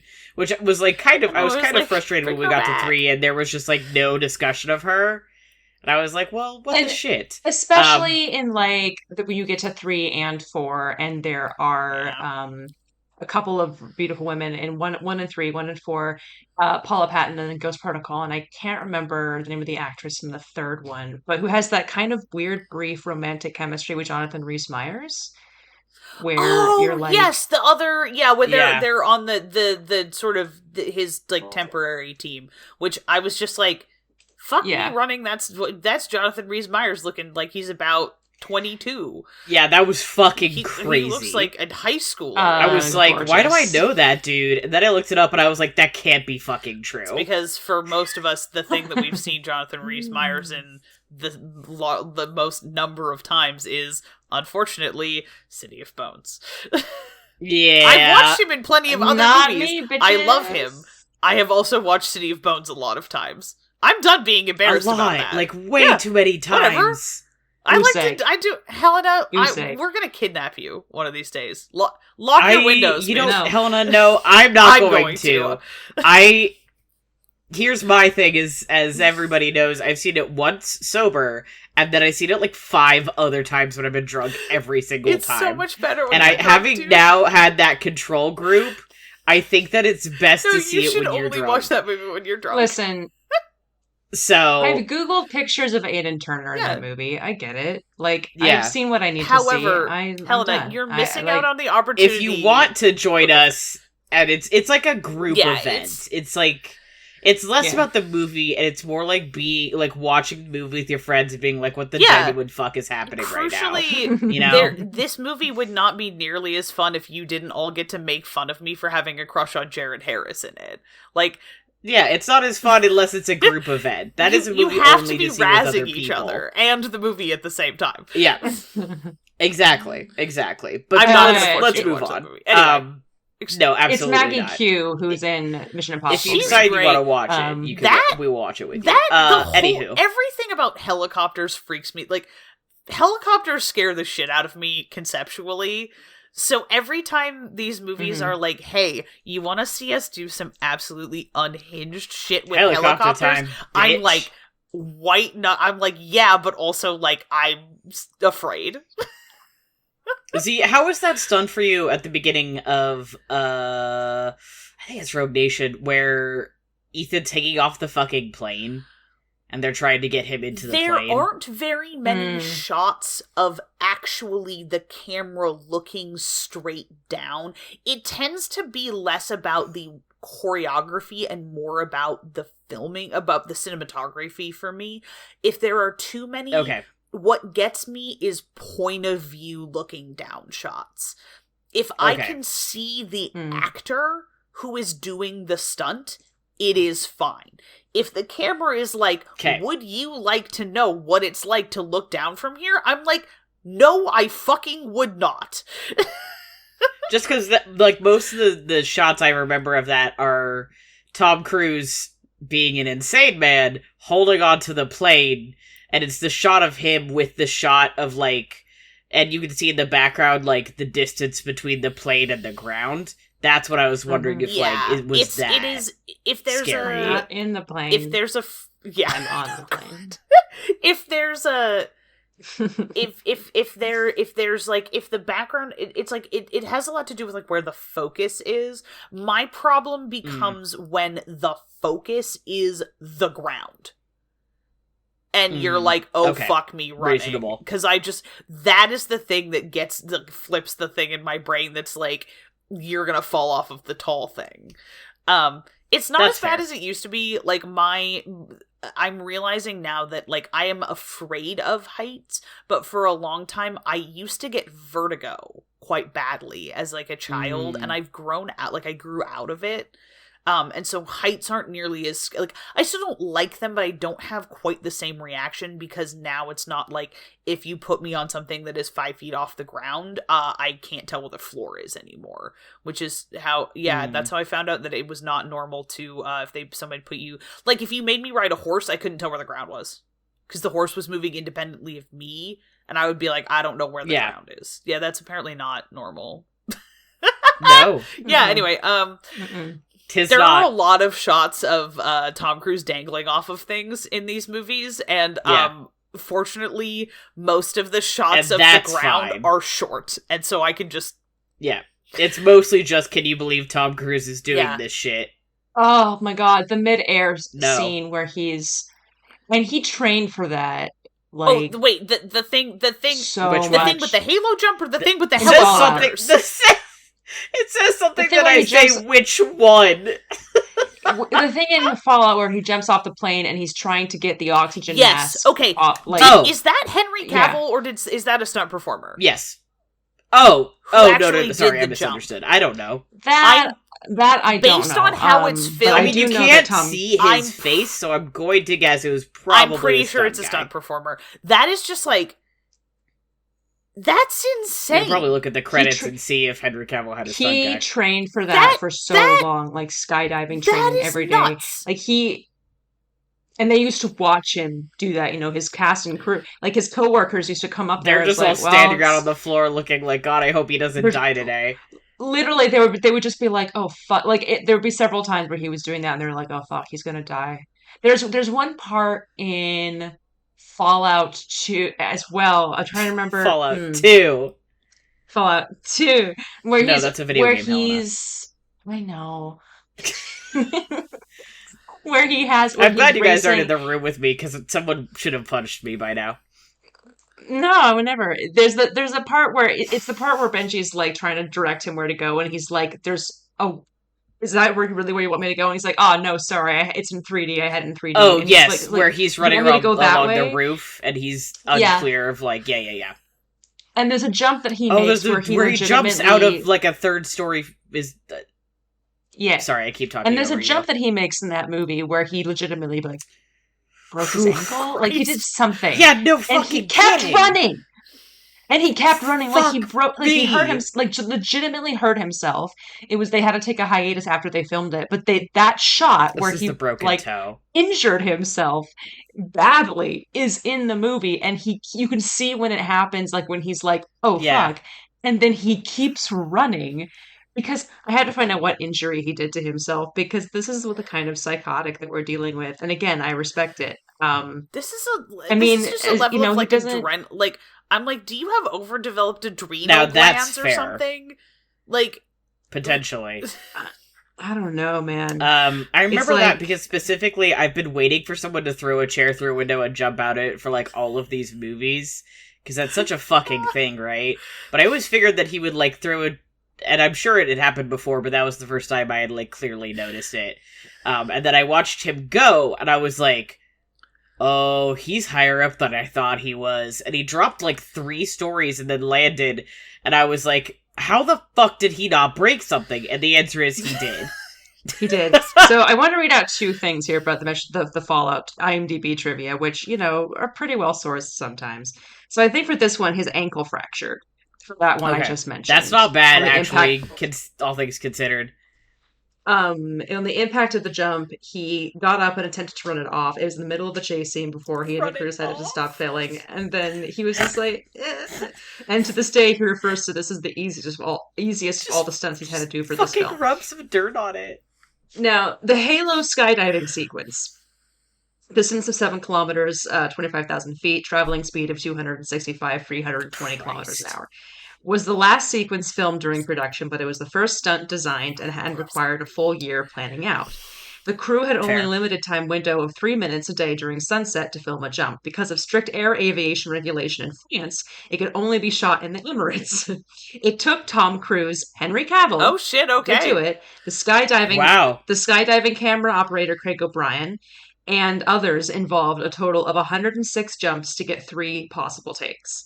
However, to Damn. rehearse the sequence, the crew built a custom oxygen helmet with RAF assistance that can be lit up to see a face, and then also built one of the world's largest wind tunnels for practice. And then Cruise and the other people involved did 5 skydives a day, with 1 in the morning, 3 in the afternoon, and 1 at dusk. Some of the other cast members turned up to visit, with Simon Pegg saying that he and his co-stars thought multiple times that Cruise was seriously about to die. Quote, "It is a daily stress going to work with him because you don't know if you are going to see him tomorrow." Jesus. I just think that's This man Did- is gonna. really Did special. he do that fucking stunt where he's... I know the answer to this, but the stunt where he's, underwater? This is in Rogue Nation too, I think. Not Fallout. Where he's in the fucking water tube and his body's being flung all to fuck. Because I was watching that and I was like, I don't understand how that didn't kill him. I don't understand. I assume part of it is CGI, but like he is being spun around. Also, holding your breath for it was driving me nuts when Benji was like, yeah, he can hold his breath for 3 minutes, and I'm sitting there as someone who's insane and has tested how long they can hold their breath underwater. This maybe is why I've almost drowned like 5 times. But I was like, 3 minutes? 3 minutes? You're just gonna say your man can hold his breath for 3 minutes? And then Ethan's like, yeah, sure. Why not? Well, he's kind of like, when they're discussing that part in Rogue Nation, He and this is a doesn't really look good happy, segue into but he talking doesn't about say Benji and anything. Ethan. He's like, Benji's like, oh yeah, Ethan can do that, and Ethan's like, oh, he has a can bitch I? face on, but he does it. He doesn't say like, "No, Benji, are you fucking serious?" He's just like, "I guess I'll do it." All right. Like, Ilsa is in the pool practicing, and she just barely manages to hit 2. And it's clear that she's been practicing holding her breath for that long. The idea of holding your breath for 3 minutes is genuinely insane. One of them... Yeah. And now, do I think that Tom Cruise actually held his breath for 3 minutes underwater? No. I think that they were bringing him up and putting him down. There's no way he was holding his breath that long. But, like, him still doing that underwater stunt? Whew! Yeah. I don't like it. Speaking of which, we should talk about Benji and... We should talk about Ethan my and your fucking wife! Your brain rot. Sorry, covered our brain rot. Now hold on. There's a limited Our shared extent. comrade, our brain rot. Oh, hold on. Before we get too deep, we only got like 20 minutes left. I do want to say briefly about Dead Reckoning. That this is part 1. Part 2 is coming out like 25 or whatever. This is one of the very few movies where I've watched a movie and they said like, we're making a part 2. And I thought like, yeah, okay. I think this movie needs a second part. Because, like, most of the time they're like, Hobbit 5! And I'm like, God, fuck me. Just kill me. Just kill me before this movie comes out. But I think that this movie actually had an intricate enough plot and it was interesting enough that I was like, yeah, I'll watch a part 2 of this movie. This needs a continuation. And that is a long movie. And, like... I did it was feel almost like it 3 dragged. hours, like, right? It was like 2 hours 43? Yeah, it was definitely 2 hours and 40 something minutes. Very specific number. I was like, I was on board for the whole fucking thing. I was like, yep, okay, this is and I feel like this is something that like their Ghost Protocol is there's quite a lot of goofy stuff in Ghost Protocol. There are a handful of moments in Ghost Protocol where I was like, this has like a teeny little sprinkling of Spy Kids DNA, and I love that. And they get like in comparison, like Fallout in comparison is very serious. But in a way that like it didn't feel like it didn't earn it. I maybe it's just because I am perfectly find it extremely reasonable to be paranoid about AI.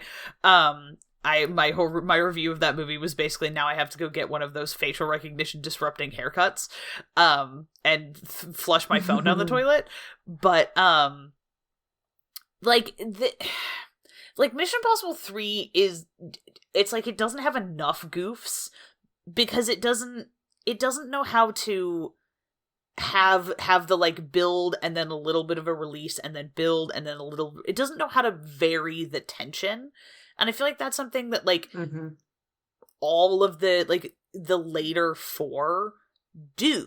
And they all lead into each other more or less in a way that's like they're not really necessarily directly from one to the next, but like they have carry through, they carry like character beats build on one another, the relationships get deeper and more complicated between people, and like that the willingness for the like goofing on each other to go both ways between Benji and Ethan, I feel like that does a lot for this movie. It's not serious spy guy, comic relief guy. Like they both fuck up and I mostly know how your job. Yeah, you can totally do that. Look at each other like, well, now I have to because you said I can, and I can't say no to you. The scene in Rogue Nation where Ethan has literally died. Like, literally drowned and had to be resuscitated. Yeah. And then Benji's like, does not try to prevent him from operating. He's like, are you good to drive? You were dead a minute ago. Concretely, does not attempt to prevent him from operating a motor vehicle. It's just, he gets in the car! Which maybe he should have, let's be fair. It's, I don't know. And like, all of these people trust each other. And I think that's I am such a sucker for that shit. That's why I like these movies so much, is because people, like, and they trust each other because they've proven that they're worth trusting. Yeah. And their relationship lends itself very well to the way that the good action sequence is planned out. And I can't remember the name of the guy who came up with it, the rule of it, but it's very simple, right? Where like something goes right, something goes wrong, something goes right, something goes wrong. So you're like, something is working, and then, oh fuck, I'm falling. Yeah. Now we've done this. Oh fuck, this thing has happened. Like the car chase scene, the end of the car chase scene in Rogue Nation, where they've just crashed the car, they are upside down, they see the guy walking towards them, and then Grant and Ving Rhames immediately rear end the guy, and it's like, oh, we're fine. Funny. But it's balancing that also with like the seriousness and the goose of the relationship, not leaning too heavily on one or the other, and not just making Benji the comic relief guy, but also like giving him a reason to be there. Yeah. You know what I mean? I do really, anyway. On an extremely personal level, I am very excited that the end of Dead Reckoning is like, and now we have to go on a find the secret submarine road trip, and I'm like, yay! It's like someone looked into my brain and went, what can we do to cater to Ezra personally? The part in Dead Reckoning, where it's like Benji's trying to crack the bomb open or whatever, and it asks him like what's the most important thing to him, and he says his friends. I was like, this is some shonen anime bullshit. And the fact that he actually manages to play it off like emotionally and like make it land rather than being like, well, this is fucking corny. I was like, first of all, Simon Pegg, King, love of my life. 2, fucking kill me. Like, and that's what these movies very much sell this. It isn't about, once again, to go back to Bond, like Bond running around by himself and sometimes there's a girl, yay. It's about Ethan and the crew. It's about Ethan and Luther and Benji and Ilsa and Grace, the Haley Atwell. I liked her a lot. I liked her a lot. I'm really interested. I told Z this, that I think it's interesting to... Oh, and Jeremy Renner, who, like, this is his most compelling role to me. I, like, weirdly miss him. I'm like, damn, I hope he comes back in Dead Reckoning 2. Where's Brant? Where's Brant? Where is he? I'm hoping that he's at home getting high and watching King of the Hill. Yeah, let him seduce the rich guy next time. But it's about the whole team, and that's something that's really cool, that it's not just, Ethan Hunt bearing the weight of the world on his shoulders. It's Ethan Hunt and all the people who love him. and that he keeps trying to be like, you guys need to leave because if I am doing this, I'm just going to be too worried about you to do my job. And they're like, but that's a two-way street. Let us help you. In Rogue Nation, when Benji shows up and he just like yells at Ethan like, no, this is my choice. I'm going to do it. And Ethan just looks at him and he's like, okay. He immediately shuts up. He's like, he can't handle his wife yelling at him. It's kind of literally. I extend this. Oh, sorry. Go ahead. No, I was going to say, I like the thing about Grace that was similar to when they first introduced Brandt, even if we later realized that was kind of a facade of, like, person who is suddenly deeply in over their head and doesn't know what to do and just has to learn to trust Hunt and crew.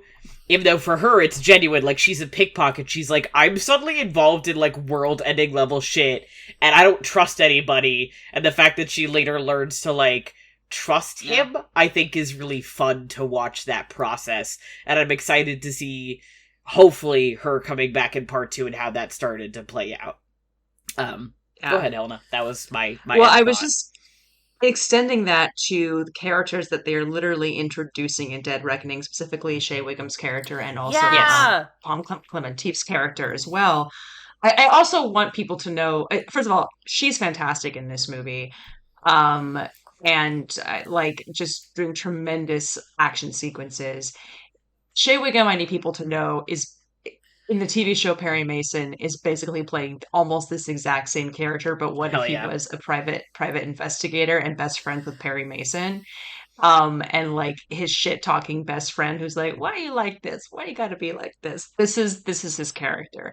So I was so excited to see in this movie that he was kind of playing a similar type of character where it was like, I'm so over this shit. We need to do the job. We need to get him home. And then several times, like dead or alive, like Ethan Hunt, dead or alive. And then several times in this movie, he is in a situation where he is like gun trained on Ethan. And he's like, that he can't for do some it. reason, I know in this moment that doing that would be the wrong thing. So I have to do the other thing instead and help you. And I'm just so excited for where that's going to take. I want to know what happened between them because there's clearly something. Like, what is their relationship? What happened there? I have to know. This is clearly personal for him. Also, his partner, who I don't remember, I don't know the actor's name, but I don't remember the character's name, but his partner who was having that conversation about, like, maybe he's right. Like, maybe it is the right thing to if your government is wrong. I was like, I want to see what you're gonna do in the coming movie too. He was great. Like he was great. They were all very good. But now you're pointing out, I liked his character. It was really interesting. Oh, you're pointing out that I'm realizing the reason that I actually liked them was because it's just Rosencrantz and Guildenstern. Oh God, but they're caught in this conversation. That's what it is. They're sitting on the side. They have this job to do that people are making them do, but then they're having these conversations about philosophy and what right or wrong is. Meanwhile, there's this fucking lunatic doing God knows what behind them, and they're just like, well, I guess we just have to do what we have to do with this. Yeah. Who knows? If we die, we die. It's literally Rosencrantz and Guildenstern. I hate you so Fuck much. Me. Okay. It all comes back down to it. I think there's a fun thing with the conversation that they have specifically where, like, again and again we've seen these characters who are spies, and if they ever had their own any like confidence in their own ethics or their own like moral compass, that's been stripped away from them. It's been stripped away, and it's been stripped away and replaced by whatever their government tells them is the right thing to do or like has to be done. And like, then when they can't trust that anymore, they don't have anything to fall back on, and they become that void. They become like Lane. They become Walker. And you see like Ilsa's somebody who has had all of that like torn away from her. And it's not so much that she's like, oh, I can trust. It's not like she's like redirecting that like, and you are now the person I can trust. And like none of them are. It's the idea that like, you can believe in your own sense of right and wrong. Like, that is something that you're allowed to have, and it's good, and you should trust that. You should be able to, like, you should strive to, like, trust your own judgment. And that's like an interesting, and I feel like that's sort of the tack that it takes with how are we going to combat AI?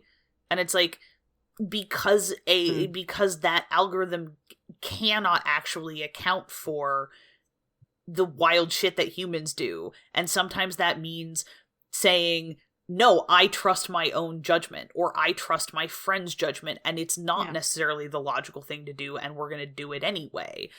I'm not saying that this is like a revolutionary movie or anything, but I do think that it's a fun thing to see this attitude about AI, much in the way that, like, it has a little bit of the way that I was like, I walked out of Oppenheimer going, that is weirdly the most positive portrayal of communism I've ever seen in a mainstream Hollywood film. Like, that's not what this movie is about, but it's there, you know? But its heart is in the right place. It does have an idea of like, hey, actually, like, this is not, and like, it's like, this is a thing that is going to be very easily used as a tool to make the powerful more powerful. And that's bad. And that is something that nobody should have that. I do think that saying, like, nobody should have that kind of power is like, I don't know, man. Maybe that, like, yeah, whatever, that's like pretty basic, but also... But all the governments in this movie are actively against every government in this movie, including the US government specifically, is trying to get that These power. These movies hate the CIA so much, and I love it. It says something that it was, once again, this is not me saying, like, these movies are breaking the mold. It's a fucking action movie, right? But it's interesting to see this kind of spy action thriller movie saying, like, the reason that the IMF, International Motherfuckers Fund Limited Association, is so often, like, spurned by their own government is because their own government wants something that they believe to be wrong. Yeah. And in this case, that includes wanting to have control over a power that should be in nobody's hands. Which, this, like, super basic level, like, yeah, this thing is way too powerful for anybody to have, and that can only go wrong because it's clearly going wrong and has gone wrong previously. And yet, like, that's not what our government believes. Very interesting. That was something that, like, surprised me in these movies. It was repeatedly over and over. They are, like, not trusted or cast out by the US government because they're doing things that are, like, basic level, like, morally good, quote-unquote stuff. Which I was like, I was not expecting it to have that kind of opinion. Yeah, I mean, when you say, like, breaking the mold, too, like, it's not breaking the mold so much in like, it's not like a revolutionary movie in terms of its themes or whatever, but it is still very insightful about that. In a way, I don't think it's breaking the mold. I think it's the movies, especially from, like, Ghost Protocol onwards, are, like, returning to a, like, 1920s style of, like, action cinema, like making a kind of movie that's not new, but is actually new, feels new in this current landscape we're in, where not really having a lot of, like, that pure cinema of action movies. That's, like, one of the original most popular genres of film when it was first starting out. And, like, how can we use that to tell a story, and how can we use that in a way that nobody has seen before? Which I think is kind of like the driving force behind what Cruise and McQuarrie specifically do together, but also when he was working on the stuff with Brad Bird and Ghost Protocol. So they're, like, the really kind of beautiful melding of, like, high, like, concept action sequences next to, now we're going to put work in the character and the story and bring in all of these, like, combination of movie stars and character actors to, like, make it sing a little bit. You give you people that you, like, you get to have people that you care about, and then you get to watch them do the most insane shit you can possibly imagine.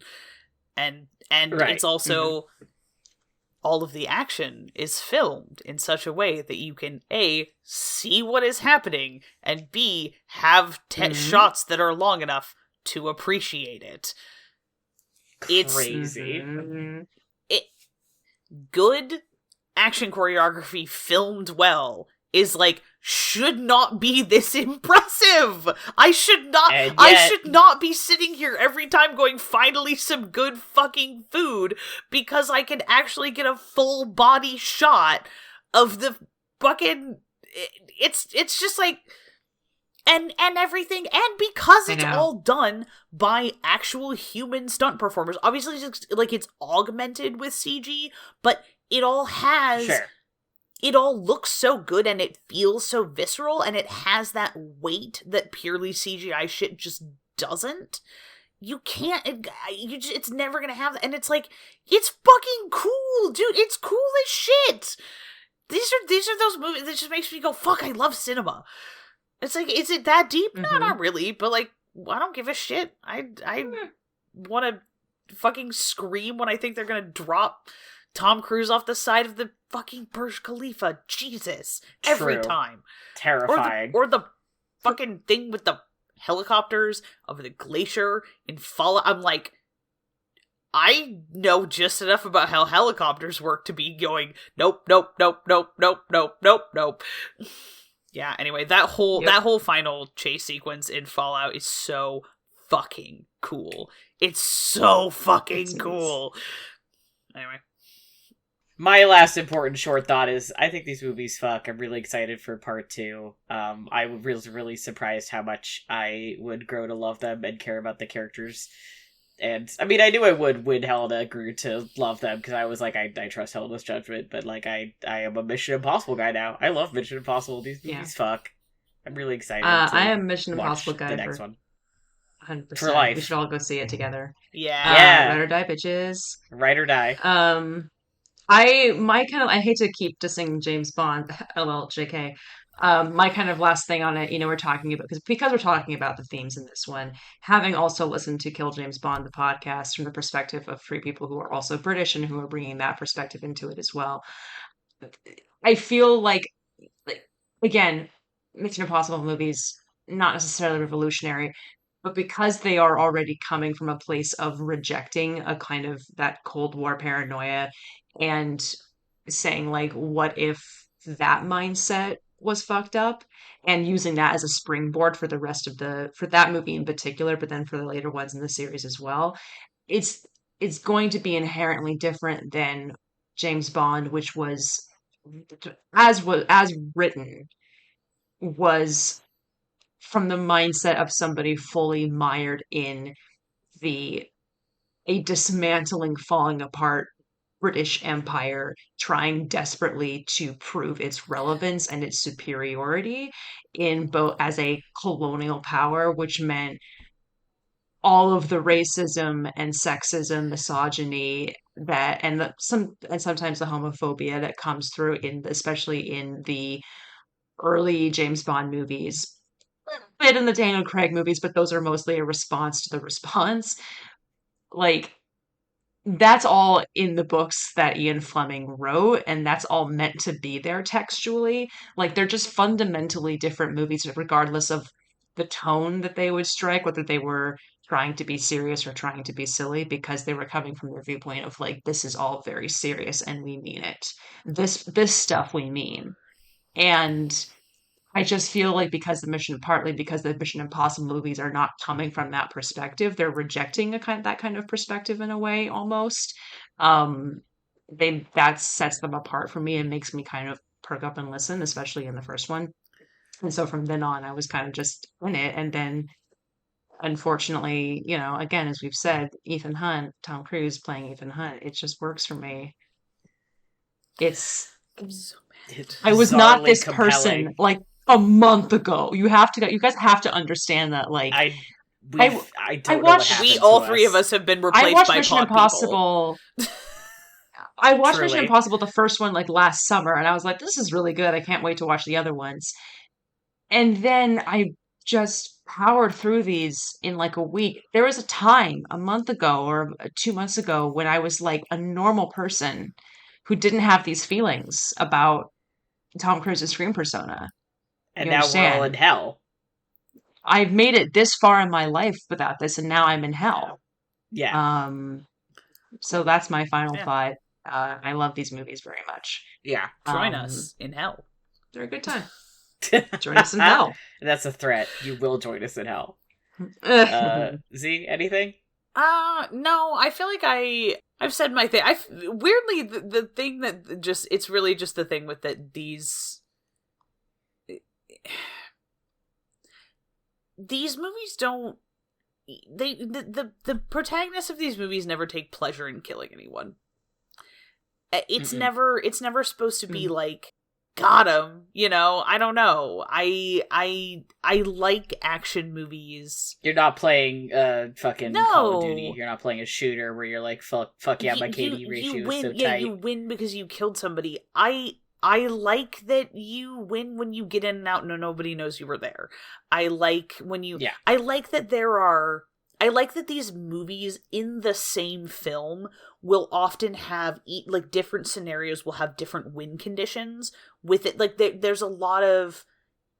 There's, like, it's like we have different objectives. We need to achieve them in different ways. We need to, like...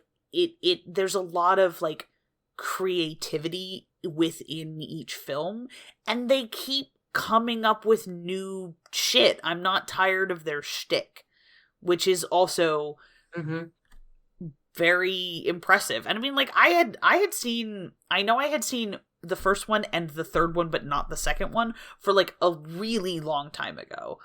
And so I was always like, oh yeah, like I really like the first Mission Impossible movie. The one thing I want to leave in is I remembered the fucking thing with blowing up the fish tank in the cafe is exactly as fucking cool as I remembered it being. That shot is so good. Yeah. It's so good. And it made me so happy that little guy made a comeback in Dead Reckoning, just to get fucking bamboozled and tricked once again. It was a long payoff, but it was worth it. And I feel like these movies seem like they have a pretty good safety track record for... Is that, like, right? You know, I feel like I haven't heard, like, and so I think that's also cool, because it seems like this is a lot of people who are very dedicated to, like, pushing stunt craft to its limits in a way that is, like, as safe as it can be, and that's an admirable thing to do in an era where everybody's always under pressure to cut corners. So, join us in hell. It sounds like such a threat, but it's not. It's a great place to be. Yeah. Go get the Mission Impossible theme stuck in your head. Oh, and then I said I was done. It is a great injustice that because the score is based on the original Mission Impossible theme, they're never going to get nominated for an Oscar, because the scores of these movies are really good. Really good. And they are really good at using, like, sometimes there are whole chase sequences with no music and the sound is mixed so well that you're like, the sound of a parking brake being thrown has never been that exciting. Yeah. Fingers crossed for an Oscar win. There we go. Yeah, fingers crossed for a fucking Oscar win. It deserves it. Thanks for hanging out with us here on Sneople at the Movies from the Infinity Break Network. Check out infinitybreak.net for more awesome content, and come chat with us on the Infinity Break Discord. You can find it at bit.ly/I Infinity Talks. You can also shoot us an email at sneopleatthemovies@gmail.com. If you've got a subject you want to hear us talk about, a movie you think we absolutely need to see, or you're desperate to share ideas for preventing the inevitable takeover of hostile AI, come hit us up. Our Oscar-worthy music was done by Johnny Ronaldo, who you can find at Johnny Ronaldo on Twitter, and our glorious Technicolor logo was designed by Bethany Luthold. Check her out at bleilaniarts.wixsite.com. If you enjoyed listening, please leave us a review on iTunes and share the show with your friends, your enemies, and your partners in crime. As always, thank you for listening, and we'll see you at the movies.